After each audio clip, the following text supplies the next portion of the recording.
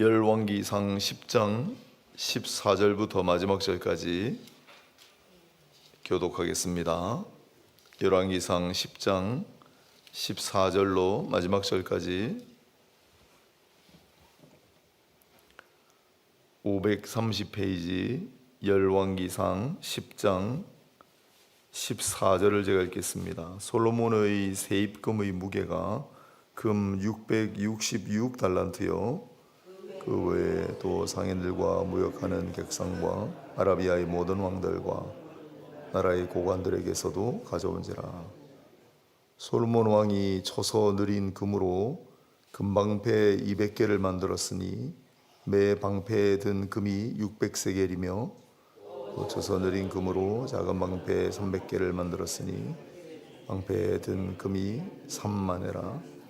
이것들을 레바논 나무궁에 두었더라.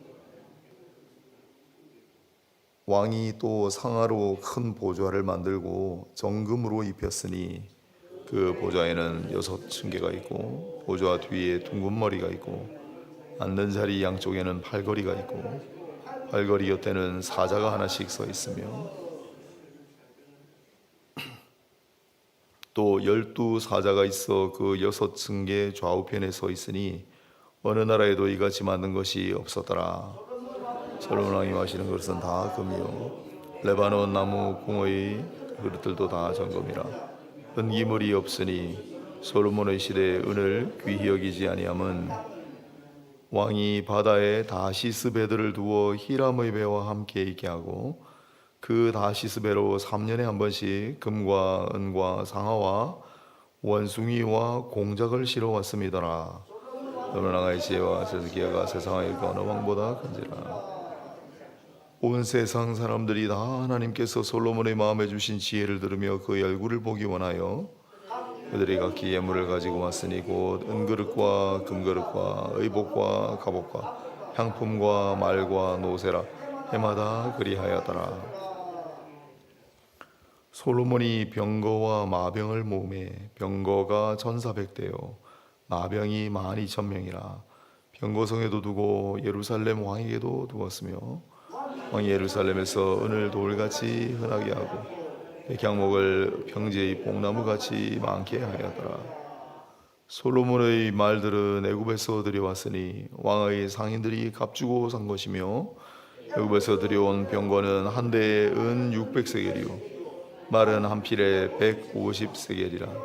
이와 같이 햇사람의 모든 왕과 아람 왕들에게 그것들을 되팔기도 하였더라.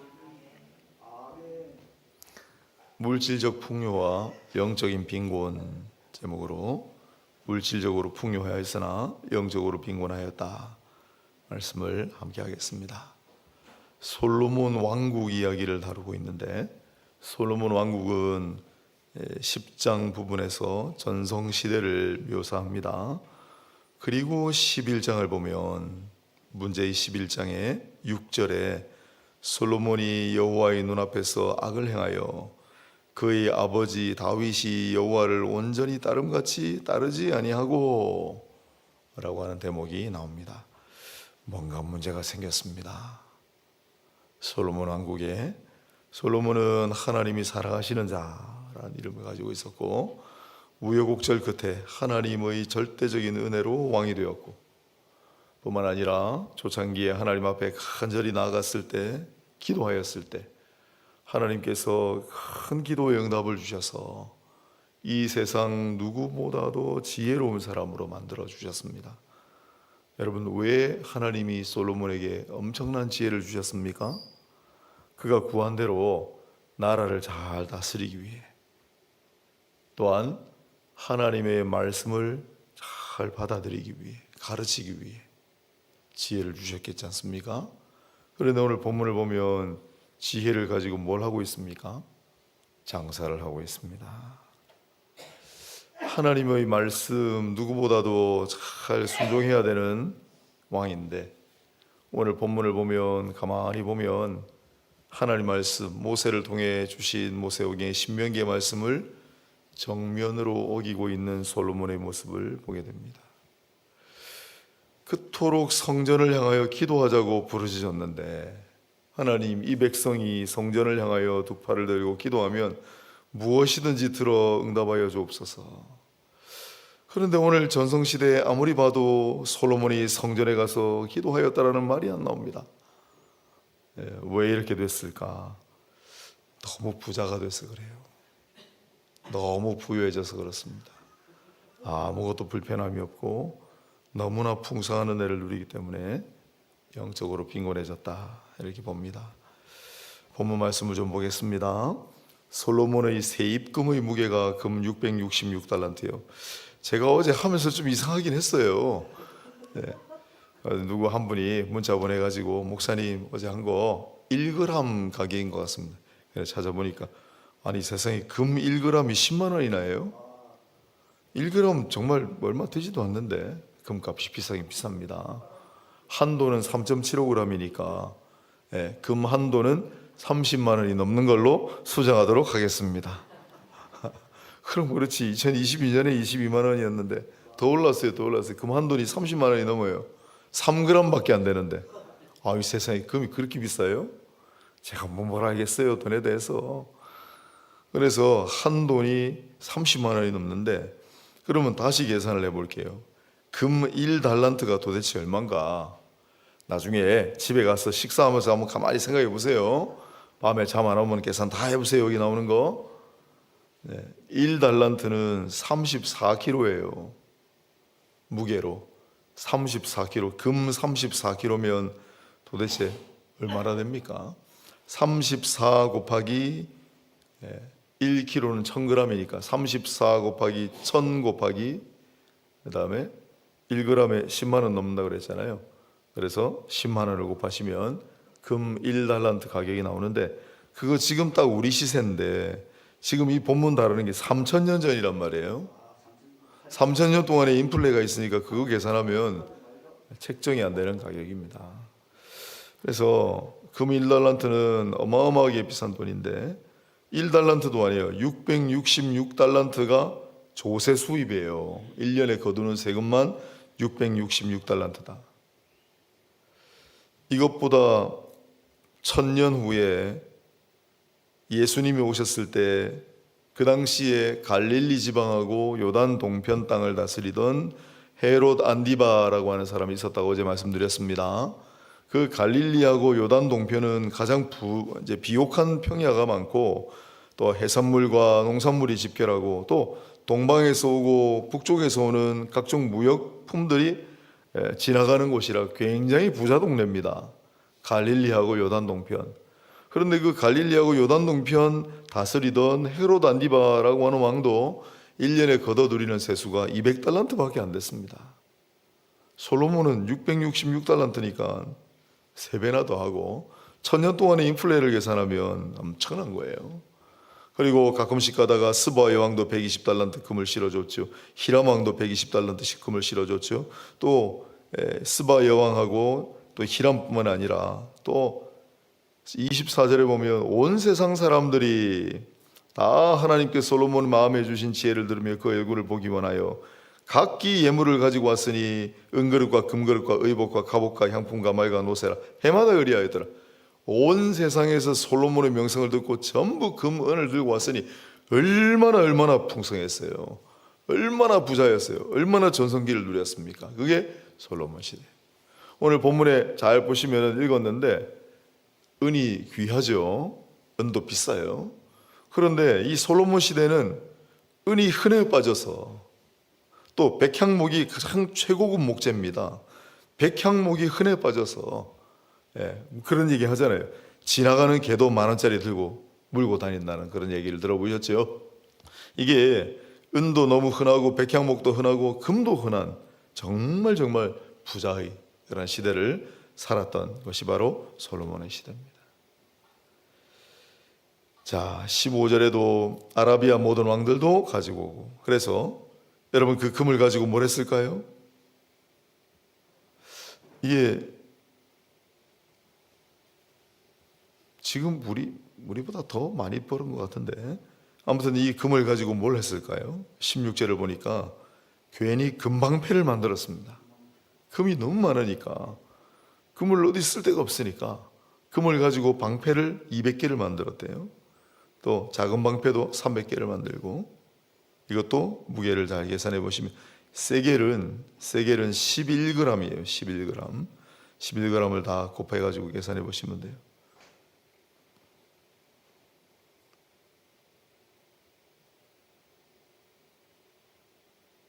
여러분, 금방패는 어디다 쓰죠? 금은 물러가지고 전쟁용 무기로 쓸 수 없어요. 이 금방패는 순전히 과시용이에요. 과시용, 전시용. 그런데 이렇게 만들어놨는데 바로 그 다음 대왕, 자기 아들 르호보암 왕 때 애굽 왕 시삭이 서들어와가지고 전부 다 약탈해 갔습니다. 한 대를 못 넘어갔어요. 또 18절을 보면 왕이 상아로 큰 보좌를 만들고 정금으로 입혔다. 상아 보좌, 그 전에는 이게 유목민이라 이스라엘은 보좌라고 하는 개념도 없었습니다. 그런데 사울이 왕이 되고 다윗이 왕이 되고 솔로몬이 왕이 되고 왕 3대를 하다 보니 이방 민족들 왕들을 보고 보좌가 필요하구나, 필요성을 느끼고 보좌를 만들었는데, 기왕 만드는 거 잘 만들자 해가지고 얼마나 잘 만들었는지 아예 상하로 보좌를 만들고, 그 다음에 정금으로 입히고, 옆에 좌우로 6층계를 하고 보좌 뒤에 둥근 머리가 있고. 이게 문제예요. 많은 학자들이 둥근 머리를 황소머리로 봅니다. 그런데 황소머리로 해놨다. 황소는 애굽 우상의 상징이거든요. 이건 너무한 거 아닌가. 그래서 살짝 둥근 머리로 비슷한 단어로 바꿨다라고 보는데, 그렇지 않다. 둥글다 하고 황소하고 엄연히 문자가 다른데 어떻게 황소로 해석하느냐, 그런 견해가 나뉘지만은 아무튼 문제가 있는 건 사실입니다. 그리고 앉는 자리 양쪽에 팔걸이 있고 사자를 하나씩, 큰 사자를, 그 다음에 12사자를 쭉 층계 좌우편에 세웠어요. 그러니 이 사자 모양을 설령 황소 모양을 했다고 치고 또 사자 모양이라도 별로 하나님께서 기뻐하시지 않는 모습이에요. 그 다음에 그릇도 전부 금으로 만들고, 22절에 왕이 바다에 다시스 배들을 두어 히람의 배와 함께하고, 어제 에시온게벨이라고 하는 저 동쪽에 있는 무역 항구를 만들었는데, 이번에는 다시스는 스페인으로 가는 것을 말하는 겁니다. 스페인 저 서쪽 끝으로 가는 배를 또 만들어 선단을 조직해서 거기도 가서 뭔가를 가지고 가는 욕심이 끝이 없어요.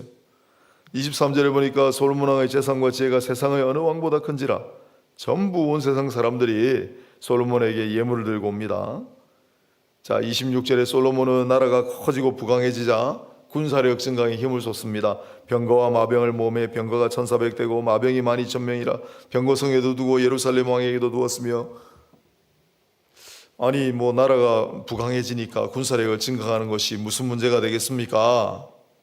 29절에 그것도 애굽을 들여다보지 말라 그랬는데, 애굽에서 들어온 병거가 한 대에 600세겔이고 말은 한 필에 150세겔이라. 이것도 말 한 필에 150세겔이에요. 노예의 몸값이 30세겔이에요. 그 노예를 1500명을 부릴 수 있는 게 1달란트예요. 그러면 우리 예수님의 가치는 얼마나 될까요?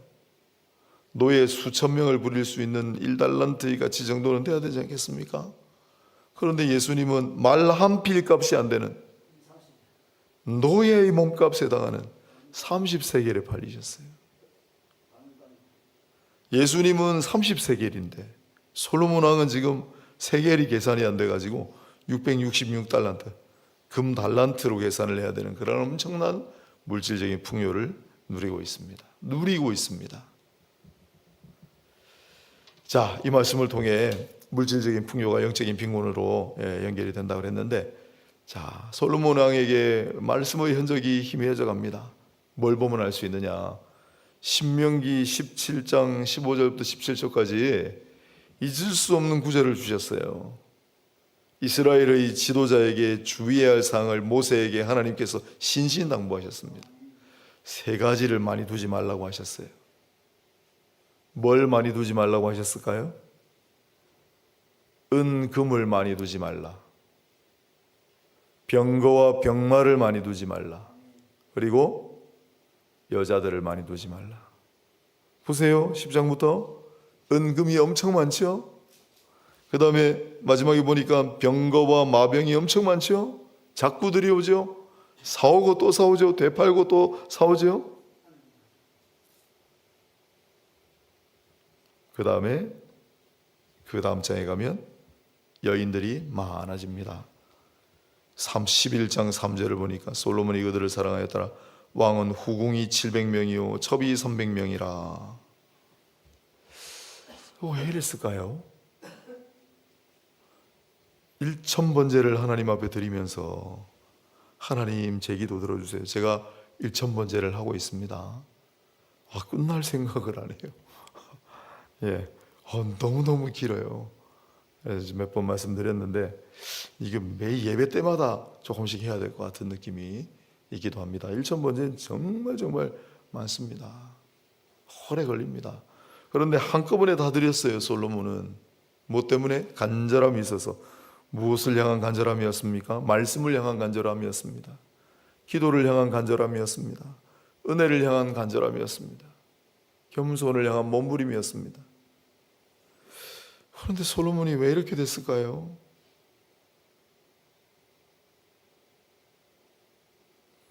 우리 한국 교회는 왜 이렇게 됐을까요? 물질적인 풍요 때문에 그렇습니다.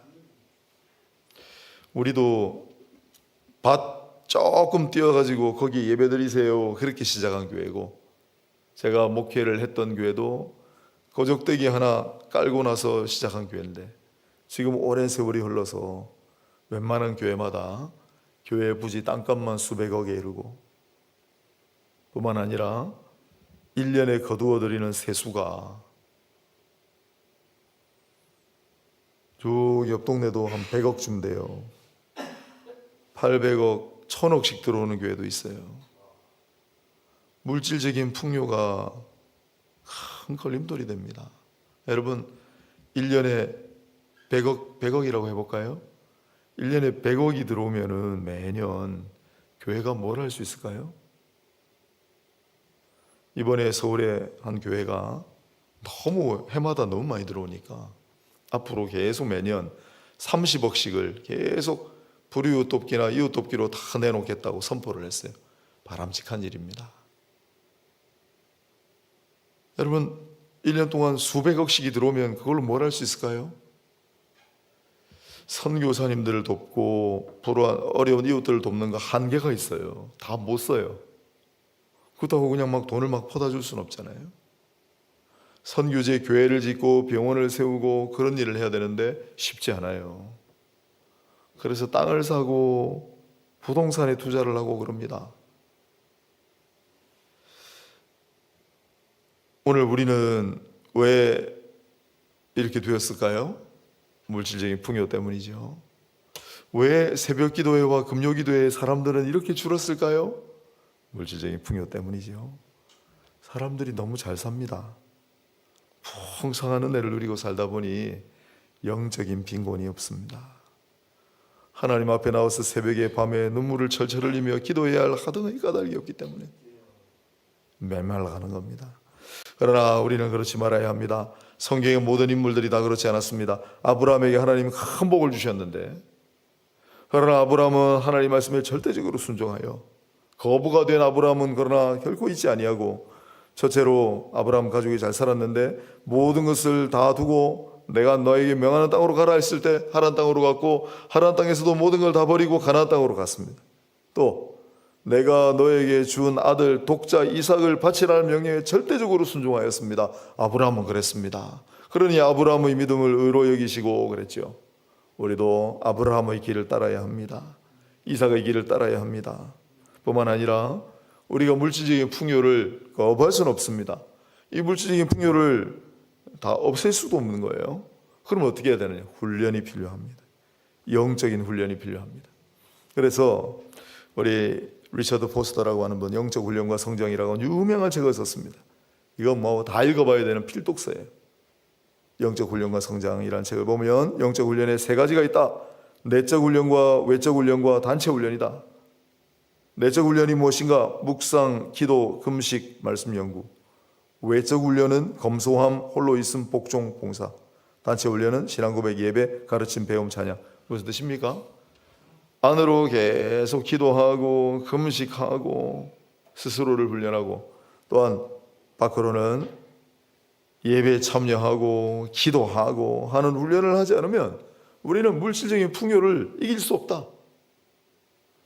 뿐만 아니라 호주 출신의 달라스 윌라드 사망했습니다마는 두 가지로 딱 나눴습니다. 영적 훈련 간단하게.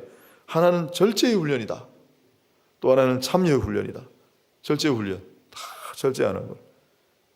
그 다음에 참여 훈련, 마찬가지로 예배와 기도와 찬양과 참여하는 거예요. 이런 훈련을 하지 않으면, 철저하게 훈련의 필요성을 느끼고 훈련에 참여하지 않으면 다 넘어져요. 스스로 선줄로 생각하는 자는 넘어질까 조심하라. 계속 반복되는 주제고, 주일날 설교의 주제도 그건데 다 넘어져요. 다 솔로몬의 길을 따른단 말입니다. 오늘 이 솔로몬의 이야기는 우리에게 큰 경각심을 줍니다. 앞부분에 한 3장부터 해가지고 쭉 솔로몬 이야기를 보는데 한 7장쯤 가서 솔로몬이 이렇게 변했습니다. 그것은 그가 하나님의 은혜를 너무 많이 받았기 때문이고, 주체할 수 없는 풍성함, 물질적인 풍요를 감당할 길이 없었기 때문이고, 스스로를 과시하고 금방배를 만들고 스스로를 강하게 하고 여인들을 가까이 두고 점점 하나님의 말씀으로부터 멀어지는 것이 아니라 정면으로 하나님의 말씀을 어기고, 점점 기도하는 것으로부터 멀어지고, 점점 절제와 겸손으로부터 멀어지는 솔로몬을 보면서, 우리는 그러지 말아야 되겠다. 우리도 경계해야 되겠다. 그리고 한국교회를 생각하면서 주여 이 한국교회를 불쌍히 여겨주소서, 정신 차리게 하소서 기도하는 저와 여러분이 되시기를 바랍니다. 그래서 우리가 이런 마음을 가지고 하나님을 순종하고 겸손함을 잃지 아니하고 몸부림치며 나아갈 때,